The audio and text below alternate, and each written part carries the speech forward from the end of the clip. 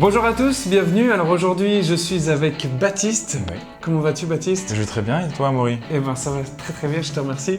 Alors, ce que je te propose, c'est que tu te présentes, que tu expliques donc qui tu es et puis d'où tu viens.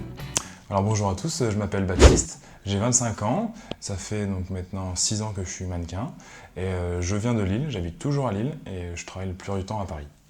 Ok, d'accord, très bien. Alors, comment tu as commencé le mannequinat? Alors déjà, avant même de commencer le mannequinat, tu faisais quoi du coup? J'étais étudiant à Lille en biologie D'accord. et j'ai commencé le mannequinat en première année de fac. Ok. Donc, Donc tu as associé en fait le mannequinat avec tes études alors au début? Oui, c'est ça. D'abord, j'ai privilégié mes études Ouais. et à côté, je faisais du mannequinat. D'accord. Donc, principalement, j'étais à Lille tout le temps. J'avais une agence à Lille. Et c'est à la fin de ma licence où j'ai eu un peu plus de temps et j'avais redoublé. Du coup, j'ai eu des modules, j'avais beaucoup plus de temps pour moi. D'accord. Et du coup, je me suis dit, je vais me bouger sur Paris pour vouloir évoluer un peu. Ouais. Et c'est comme ça que ça a commencé à bien prendre en venant sur Paris, quoi. D'accord. Alors avant de revenir justement sur effectivement ta carrière qui après s'est développée sur Paris, au tout début, donc tu disais que ta première agence ça a été à Lille. Comment en fait tu as commencé dans le mannequinat en fait? En fait, c'était mon père aime bien la photo, il Ouais. fait de la photo, mais il n'est pas du tout photographe, c'est juste qu'il aime bien bidouiller avec son appareil Ouais. et beaucoup fait prendre des photos de nous quand on est en vacances. Et du coup, c'était sur un retour de vacances, j'avais les cheveux très longs avant. Ah ouais, d'accord, Ouais. ok, je savais pas. Et cet été-là, j'avais coupé mes cheveux et mon père m'avait dit ouais, ça va trop bien, allez, vas-y, je fais plein de photos. Donc j'avais des photos. Et ensuite, quand j'ai commencé à la fac, j'ai eu une amie qui a voulu s'inscrire en agence. Ouais. Elle m'a dit de l'accompagner. De le faire avec elle. Avec elle, ouais. Ouais. Et du coup, après, moi, en me présentant à l'agence, ça s'est bien passé. Ils m'ont demandé que si j'avais des photos ou quoi que ce soit. Je leur ai envoyé les photos de mon père qui avait fait de moi pendant l'été. Ouais, donc c'était pas des photos professionnelles de book. Non, pas du tout. Ouais. C'était pas du tout professionnel, mais... Au moins ils voulaient voir déjà un petit peu ta photogénie, etc. Ouais, voilà, c'est ça. Donc j'ai juste envoyé, on va dire, des polas finalement. Ouais, c'était comme des polars, ouais. J'ai envoyé un plan américain, une photo en silhouette et un portrait. D'accord. Donc 3 photos que je leur ai envoyées, puis après j'ai eu un retour positif et puis ça a commencé comme ça. Ok. Donc ça a tout de suite marché pour toi, t'as pas eu de refus en fait, t'as direct postulé à cette agence-là, ils t'ont tout de suite accepté. C'est ça, voilà. En fait, c'était pas vraiment quelque chose que j'envisageais de vouloir faire. Ouais. Ça m'est un peu tombé dessus. Et même si je pense que si je m'étais pris un râteau de l'entrée de jeu, je pense que j'aurais pas continué. Je serais resté dans ma filière vraiment biologie à vouloir faire ingénieur agroalimentaire derrière. Et puis, ouais, non, c'est rigolo du coup. Ok. Et ton premier boulot, alors comment ça s'est passé? Donc tu as signé dans cette agence-là, et le premier job que tu as fait, c'était quoi? Alors, le premier job... Ou un des premiers jobs, si t'as pas exactement le premier, c'est pas très grave. Alors le premier job que j'ai eu, c'était, il a été loin après, parce que j'ai commencé donc, à la rentrée, c'est donc octobre-novembre. Ouais. Ensuite, il y a eu une phase où j'ai fait quelques tests. Ouais. Donc, des tests photos, donc, des tests pour photos, améliorer, oui. Enfin voilà, du coup pour te constituer un vrai book. C'est ça, voilà. Donc j'ai fait, l'agence m'a avancé 2 tests. Ouais. Du coup, j'ai juste été voir le photographe, on a fait tes photos. le test. J'ai eu un très très bon premier test. Ouais. Avec un photographe de Lille. Là, c'est des photographes que l'agence t'avait conseillé. Oui, c'est ça, voilà. Ça. En fait, et du coup, c'est des photographes, donc voilà, pareil, j'étais considéré comme new face. Ouais. Et l'agence m'a proposé un photographe, parce qu'il voulait pas shooter n'importe qui, il m'a pris en new face après. D'accord. Donc ça a commencé comme ça. Et le premier job alors? Et après, le premier job, il est arrivé bien tard quand même, il arrive genre mars-avril, tu vois. Ouais, d'accord, donc il y a eu un temps vraiment entre ton inscription et le premier taf. Ouais, voilà. Après, est-ce que c'est parce que j'étais sur le marché lillois, parce que j'avais aussi mes examens et tout ça, j'étais pas forcément dispo. Et puis j'étais un peu jeune, donc j'avais 19 ans, du coup c'est plus... Oui, c'est vrai que c'est assez jeune, en tout cas pour un mec. Ouais, ça. Et donc, tu te souviens pas de ce que c'est? Ah si, c'était pour Castorama. C'était un print avec Marion Mercier. Ouais, d'accord. Okay. C'était une autre amie. Ouais, c'est ça. Ouais. Et du coup, on a commencé notre premier job à 2. D'accord. Et c'était quoi ce job exactement? C'était donc pour Castorama, mais ils te demandaient quoi? C'était pour leur site internet? Non, c'était pour leur catalogue, je pense, trimestriel. Ouais. On incarnait en fait un jeune couple, on incarnait le jeune homme qui fait ses travaux chez Castorama, qui est heureux de vivre. Vraiment mise en situation en fait. Ouais, voilà, c'est ça.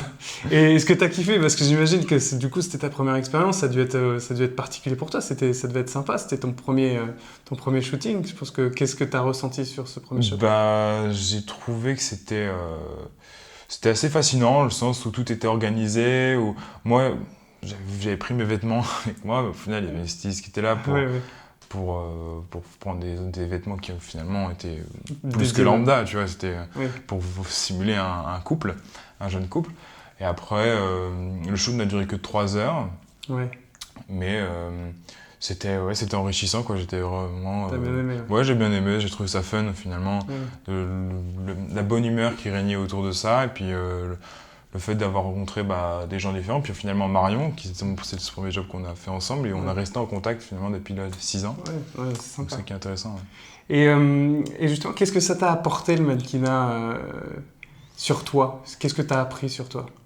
Si ça t'a apporté des choses, bien sûr. Bah, le retour que j'ai, ce serait... j'ai eu plus de confiance en moi. C'est vraiment sur ça. Je suis quelqu'un qui est toujours finalement assez introverti, assez calme et posé. Et t'as appris un peu à te développer quand même un petit peu? C'est ça, ça m'a appris à savoir, à vouloir sortir de ma zone de confort justement, à vouloir bouger davantage, parce que finalement, quelque chose, comme je suis assez timide et introverti, j'aimais pas aller vers les gens, j'aimais pas... Tu restais dans ton petit cocon, quoi. Ouais, voilà, et puis rester un peu dans mon coin, tant que j'étais tranquille et tout ça. Ça t'a ouvert aux gens, en fait. Ouais, voilà, c'est ça, ça m'a ouvert, et en fait, maintenant, à aborder quelqu'un, ça me fait pas peur du tout, même si après j'avais 19 ans, j'étais un peu en fin d'adolescence. C'est vrai qu'on a l'habitude du coup de rencontrer des nouvelles personnes tout le temps, donc petit à petit t'es de moins en moins timide forcément. Ouais, c'est ça, ça devient une habitude, et que moi je mettais donc dans ma case mon métier, et après quand j'étais dans ma vie personnelle, j'étais plutôt à vouloir être comme ça, c'est comme si je me forçais un peu, tu vois, à vouloir être sociable, mais après, maintenant, c'est quelque chose que j'apprécie, et je l'applique maintenant dans la vie au quotidien, quoi. Alors être plus ouvert aux gens. Quoi. C'est vrai qu'après tu peux appliquer tout ça dans ta vie, ça c'est sûr. C'est ça, ouais. Et donc du coup ton parcours ça a été quoi alors depuis tes 19 ans dans le mannequinat? C'est quoi ton chemin? Alors moi ça a été... Comment ça s'est organisé? Ça a été plutôt sur une cour vraiment tranquille, ascendante tranquillement. Ouais. Donc ça a pris un peu de temps, parce que je sais pas pourquoi, mais... Mais on ne maîtrise pas. Voilà, c'est ça. Ouais. Parce que peut-être que je m'investissais pas non plus assez, parce que je voulais vraiment finir mes études. Parce que tu avais aussi tes études, c'est ça, donc ouais. Et je voulais vraiment finir mes études avant, et au fur et à mesure, je voulais progresser, vraiment étape par étape, tout le temps en gardant vraiment mes études. Du coup, je m'empêchais un peu de vouloir partir à l'étranger, ou de rester tout le temps à Paris, ou des trucs comme ça. Ouais. Et après aussi, financièrement, il fallait que j'avance mes billets de train. C'était un investissement que je faisais moi-même, tu vois. Ouais, on me l'imposait pas, mais c'est quelque chose que je voulais faire si je voulais réussir après. Oui, c'est ça.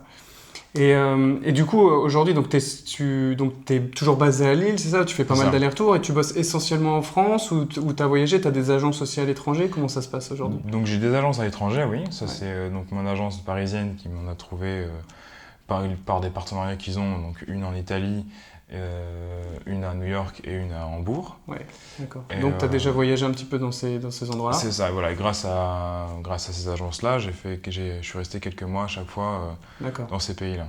Et le prochain voyage, c'est quoi? Alors, normalement, si tout se passe bien, j'aimerais bien partir en Corée. Ouais. Donc, ce serait pour découvrir une autre partie du monde, donc l'Asie. D'accord. C'est intéressant, la Corée en plus, il y a un vrai marché, donc il y a des belles choses à faire, je pense. Ouais, je connais pas trop, mais j'espère vraiment que... J'ai pas testé ce marché non plus, mais je pense qu'il y a pas mal de choses à faire. Ouais. Oui,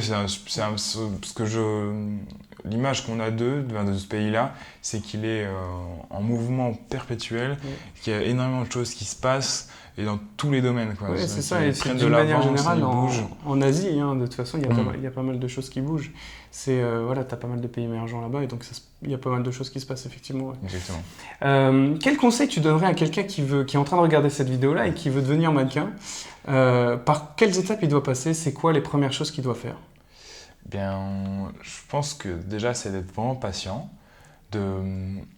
d'apprendre à prendre son temps et de ne pas vouloir aller trop vite.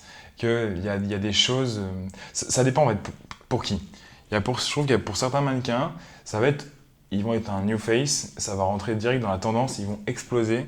Et ça peut aussi bien retomber aussi rapidement que c'est ça, il n'y a pas de règle en fait. Que ça peut perdurer comme ça pendant plusieurs temps. Ou alors, comme moi, ça a été vraiment un chemin qui a été plutôt long. C'est-à-dire, vu que ça fait 6 ans, maintenant je peux vraiment dire que ça fait 3 années où je peux en vivre complètement. Et, donc ça c'est être patient, quoi. Ouais, voilà, c'est ça. Après, moi, ça s'explique parce que j'avais mes études à côté. Oui, bien sûr. Du coup, je faisais passer le mannequinat en dessous de mes études, du coup. Et les qualités, du coup, requises pour réussir dans le mannequinat ou se lancer, selon toi, c'est quoi? C'est d'être souple et adaptable. Non, mais surtout d'avoir une bonne adaptabilité aux gens avec qui tu travailles, parce que en fait, quelqu'un qui va... C'est très humain, finalement. Voilà, c'est très humain. En fait, quelqu'un qui va avoir un boulot, on va dire, normal, c'est-à-dire qu'il va être en CDI, il va rencontrer sa première équipe, il va s'adapter à cette équipe, et puis voilà, puis il va vivre, je sais pas, la durée de son CDI ou la durée de son CDD qui va être de plusieurs mois avec cette équipe. Nous, il faut qu'on s'adapte en le temps d'une matinée, même voire une demi-matinée, à une équipe, sachant que le lendemain, ce sera une autre équipe. Ouais, c'est ça. Donc il faut vraiment s'adapter au plus vite avec qui on est. Et ça passe par en fait juste, je pense que la méthode la plus simple, c'est d'être souriant, d'être serviable, poli, d'être là, de pas vouloir être au-dessus. Être au-dessus, ça veut dire je suis mannequin. Faut rester simple, c'est important. Les équipes sont humaines. Et du coup, faut rester soi-même. Voilà. C'est ça. Ouais. Non, totalement. C'est vrai que tu as raison. L'important, c'est vraiment de rester simple. Et comme c'est un métier qui est très humain, on mise beaucoup, quand on ne connaît pas trop ce milieu, sur le physique, alors qu'en fait, toutes les qualités humaines sont essentielles pour réussir dans le mannequinat. Oui, ça, c'était un des conseils qu'on m'a donné quand je suis arrivé à Paris. C'était en fait c'était une mannequin qui me disait la chose que je fais et qui me différencie des autres filles, c'est qu'en fait, moi, j'aide à ranger à la fin du set. Ouais. Mais ça, il y en a plein justement qui ne le font pas en fait. Exactement. Et on parle de tout ça, le fait d'être poli, d'être professionnel, d'arriver à l'heure, tout ça. En fait, ça paraît c'est basique, mais au final, énormément de personnes ne le font pas. En casting d'ailleurs, tu me dis si tu es d'accord avec moi, mais on voit des personnes qui arrivent et qui font la gueule. Donc déjà, ça c'est mal barré, quoi. Même s'ils sont beaux, alors... voilà, ça peut quand même marcher. Enfin, beau, et encore une fois, beau, ça veut rien dire, c'est très subjectif, ça dépend aussi du type de job. Mais c'est vrai qu'il y a des personnes qui ne font pas la base de dire bonjour, merci, que ça soit en casting ou en job. Et c'est essentiel pour booker des jobs et pour être repris derrière quand on fait des jobs. Ouais. Et je pense même si des fois, on a parfois une équipe de dirigeants de casting qui sont fatigués, parce que c'est quand même des fois des longues journées pour eux, parce qu'il ne faut pas penser qu'on est les seuls à arriver. Il y a des journées où ils voient 30, 40, voire 50 mannequins sur la journée qui ont à peu près tous le même profil. Et eux peuvent avoir des mines fatiguées et dire ça arrive à la fin de journée. Mais toi, il faut que tu gardes, même si eux ont l'air fatigués, il faut que limite tu as envie de leur donner le sourire et que toi tu arrives avec une bonne humeur et que tu les contamines avec ton énergie. Ouais, voilà, c'est ça. Pour que eux, leur journée, elle se passe un peu plus, soit plus simple et qu'ils sont contents de leur journée, quoi. C'est clair. C'est quoi les avantages, selon toi, du mannequinat et les inconvénients, s'il y en a? Les avantages, je dirais surtout la rencontre de plein de personnes. De gens qui vont te raconter ce qu'ils faisaient avant, ce qu'ils comptent faire, de ce qu'ils font maintenant. C'est ça, vraiment, tu vis en fait entre les trois mondes, entre le passé, le présent et le futur. Et, c'est diversifié, quoi. C'est ça, et puis chacun a des horizons complètement différentes. La France déjà est super grande, du coup, entre quelqu'un qui vient du Nord comme moi et quelqu'un qui vient du Sud, on a des histoires de vie qui sont complètement différentes. Et c'est aussi un mixing social complet, quoi. Il y a des personnes qui viennent de milieux un peu plus aisés, des personnes qui viennent de milieux moins aisés, et puis on se regroupe, je dirais pas sur une passion, vu que des fois ça nous tombe dessus, on apprend la main. Ouais, voilà, c'est ça, quelque chose qui est plutôt sympa, quoi. Ça reste du domaine de l'image. Non, en général aussi, c'est vrai que les ambiances sont plutôt sympas. Quels autres avantages tu vois au métier de mannequin, mis à part rencontrer des personnes? Je dirais de voyager aussi, c'est vraiment quelque chose qui est C'est vrai que c'est facile de voyager avec hyper le mannequin. enrichissant. Ouais. Moi, je l'ai vécu vraiment comme ça. Quand je suis parti à New York pour la première fois, ça m'a mais vraiment transformé. Pourquoi? C'est intéressant ça. Pourquoi? Parce qu'en fait, C'est ce voyage-là à New York qui t'a... C'était ton premier gros voyage du coup? Oui, c'était mon Ouais. premier gros voyage. Et pourquoi alors ça t'a transformé alors? Bah, je dirais parce qu'en fait, je sortais donc, de ma routine en fait, entre Lille et Paris. Ouais. J'étais habitué à cette routine-là, de prendre le TGV tout le temps, d'avoir finalement mes amis près de moi, ma famille près de moi et mes jobs réguliers à Paris. Du coup, je faisais ça. Et en fait, me retrouver à New York et dans un milieu où tout est étranger, Tout est différent. où je ne maîtrisais pas la langue à la perfection. Ouais, ouais. Donc là, tu te retrouves dans un milieu complètement qui n'est plus le tien. Ouais. J'étais jamais allé en coloc et là je me retrouve en coloc avec on était 6 mannequins dans un même appartement. Ouais. Faut réapprendre à vivre ça avec aucun Français, avec des Brésiliens, des Danois, des Italiens. On se retrouve Donc tous t'es ensemble. baigné dans un environnement totalement nouveau, c'est ça qui est Exactement. intéressant. Et du coup, ça t'apporte quoi, toi, en fait? Ben moi, ça m'a appris à savoir ce que je voulais, Ouais. Donc à te connaître toi-même un peu voilà, plus. à me connaître, Ouais. à savoir déjà ce que je n'aimais pas, Ouais. à savoir ce que je voulais aussi. Ouais. Et déjà, ça m'a appris à mieux gérer mon anglais, Ouais. à savoir toujours à mieux m'adapter en fait aux gens. Ouais. Parce que forcément les Américains ils vont pas réagir de la même manière que les Français. Bien sûr, bien sûr. En plus en voyage, tu as un peu plus de temps. Ouais. Du coup, tu as du temps pour justement apprendre à mieux te connaître. Et quand tu connais, je pense, mieux toi-même, tu apprends à mieux connaître aussi les gens Oui, et à bien savoir sûr, comment c'est vrai. réagir. Tu vois. Exactement. Moi, je suis totalement fan de ce que tu es en train de dire. C'est vrai que pour moi, les voyages, c'est la vie. Franchement, si tout le monde pouvait voyager, avec le mannequinat, c'est encore plus facile et on peut voyager dans beaucoup d'endroits. Et c'est vrai que ça nous permet d'apprendre plein de choses et parce qu'on sort de notre zone de confort, comme tu disais tout à l'heure. Et quand tu sors de ta zone de confort, et ben, tu fais des choses justement qui sont un peu moins agréables, d'autres qui sont agréables. Et en fait, petit à petit, justement, tu trouves un peu équité, etc. Et donc c'est ça qui est enrichissant, donc tu te sens mieux avec toi-même, tu sais où tu veux aller, et ça c'est une vraie richesse, donc je suis totalement d'accord avec toi. Ouais, et même s'il y a certaines personnes qui pourront vous dire oui, ne le fais pas parce que il y a ce risque que ça ne fonctionne pas, il y a ce risque que tout ça. Qu'est-ce que tu leur dirais à ces personnes-là justement? Bah, je leur dirais il faut laisser la personne essayer, parce qu'on n'est jamais mieux conseillé que par Ne soi-même. pas aussi. écouter l'environnement. Ouais. Il faut l'écouter, mais mais on va mieux le faire quand même. Ouais. Tu peux écouter, mais justement ne pas oublier ce que toi tu ressens à l'intérieur. Voilà, qu'est-ce que tu veux vraiment. Ouais.